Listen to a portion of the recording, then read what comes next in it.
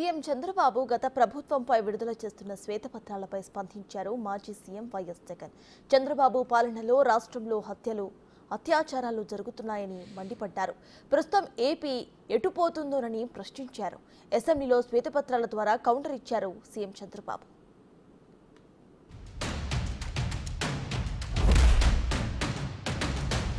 ఒకసారి అప్పులు ఎంతున్నాయని చెప్పి గమనిస్తే 14 లక్షలు కాదు, 10 లక్షల కోట్లు కాదు, వాస్తవ అప్పులు ఎంతున్నాయని చెప్పి చూస్తే స్టేట్ గవర్నమెంట్కి సంబంధించిన డైరెక్ట్ గవర్నమెంట్ డెట్ ఇది కూడా ఏంది, నేను మార్చ్ 31 దాకా కూడా తీసుకోవడం లేదు, జూన్ దాకా తీసుకుంటున్నా. చంద్రబాబు నాయుడు ప్రభుత్వం తీసుకునే దాకా కూడా మన అకౌంట్లోకే వేసుకుంటున్నాం,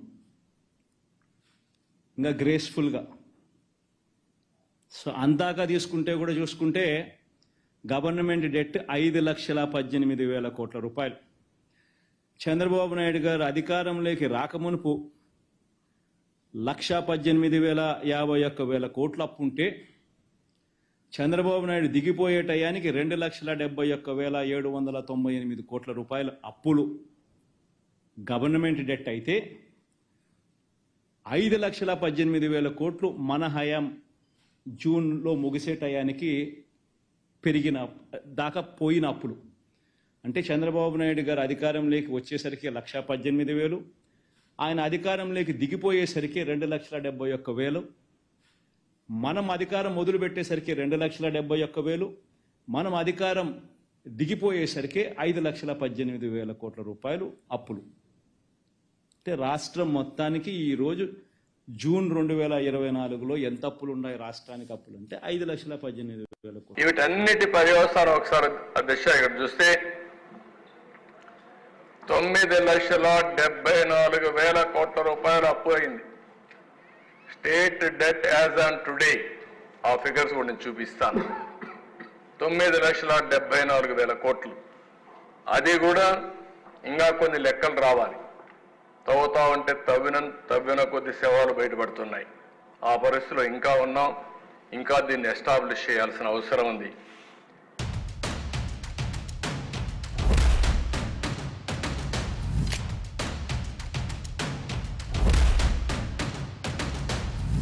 ఏర్పడిన తర్వాత ఒక ప్రభుత్వం 12 నెలల పాటు ఒక బడ్జెట్ ప్రవేశపెడుతుంది. ఆ బడ్జెట్ కూడా 7 నెలలు, 12 నెలల కాలంలో ఏకంగా 7 నెలలు రెగ్యులర్ బడ్జెట్ కూడా ప్రవేశపెట్టలేని అధ్వానమైన పరిస్థితిలో ఈ ప్రభుత్వం ఉంది అని అంటే 12 నెలల కాలానికి ప్రవేశపెట్టే రెగ్యులర్ బడ్జెట్ ప్రవేశపెట్టాల్సింది పోయి ఆ 12 నెలల కాలానికి సంబంధించిన కాల వ్యవధిలో ఏకంగా 7 నెలలు ఓట్ ఆన్ అకౌంట్ బడ్జెట్ మాత్రమే ప్రవేశపెట్టే అధ్వానమైన పరిస్థితిలో ఈరోజు రాష్ట్రం ఉంది అని అంటే రెగ్యులర్ బడ్జెట్ ప్రవేశపెట్టే ధైర్యం కూడా చంద్రబాబు నాయుడు గారికి లేదు అని అంటే ఎంతటి దారుణమైన పాలన సాగుతా ఉంది అని చెప్పడానికి ఇదొక గొప్ప నిదర్శన. నిజంగా ఏ హామీలు అయితే ఇచ్చామో సూపర్ 6లో చెప్పినట్టు అన్ని కూడా అమలు చేసి అటు ఎన్డీఏ సపోర్ట్ కూడా తీసుకుని ఇటు మనం కూడా కష్టపడి పనిచేసి మనం ఇచ్చిన మాట నిలబెట్టుకోవడానికి ముందుకు పోవాల్సిందిగా నేను మిమ్మల్ని అందరూ కోరుకుంటూ, నేనేదో ఈ ప్రజెంటేషన్ అంతా ఇచ్చానంటే కష్టాలు తెలియాలి, భవిష్యత్తుకు ఏం కావాలని ఆలోచించాలి, అదే సమయంలో ఎంత అన్యాయం చేశారో ఎంత దుర్మార్గం చేశారో చెప్పడమే కాకుండా మళ్ళీ ఒక భరోసా ఇవ్వాలనే ఉద్దేశంతోనే నేను ఈ వైట్ పేపర్లు పెట్టాను. ఇది అయిన తర్వాత 2 నెలల్లో బడ్జెట్తో వస్తాం.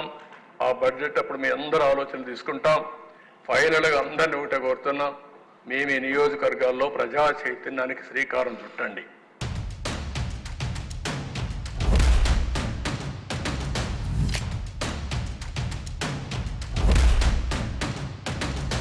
టైటిల్స్లో నీకు కాంప్లికేషన్స్ రావు. ఎందుకు నీకు వెస్టర్న్ వరల్డ్లో క్రయ విక్రయాలకు సంబంధించి ల్యాండ్ డిస్ప్యూట్స్ ఎందుకు లేవు? ఎందుకనంటే టెక్నాలజీ ద్వారా నువ్వు సర్వేలు 15,000 మంది సర్వేలను ఉపయోగించి రోవర్లు కొని ప్రతి గ్రామ సచివాలయంలో ఇవన్నీ పెట్టి నువ్వు ఇవన్నీ సరిహద్దురాలను నాటించి రికార్డ్స్ అన్ని అప్గ్రేడ్ చేసి మనం ఇచ్చిన బాధ్యతలు కూడా నెరవేర్చడానికి ముందుకు పోయాం. మనం ఒక అడుగు ముందుకేసాం తప్ప ఎక్కడ కూడా ఒక అడుగు వెనక్కి వేసే పరిస్థితులు లేవు. ఏదైతే ల్యాండ్ టైటిలింగ్ యాక్ట్ చెప్పామో రద్దు చేస్తామని చెప్పి మొదటి 5 సంతకాల్లో ల్యాండ్ టైటిలింగ్ యాక్ట్ సంతకం పెట్టి ఫస్ట్ క్యాబినెట్ లో పెట్టి ఫస్ట్ అసెంబ్లీ సెషన్ లో పెట్టి అదే మరి కౌన్సిల్ లో కూడా పెట్టి రద్దు చేయించాం.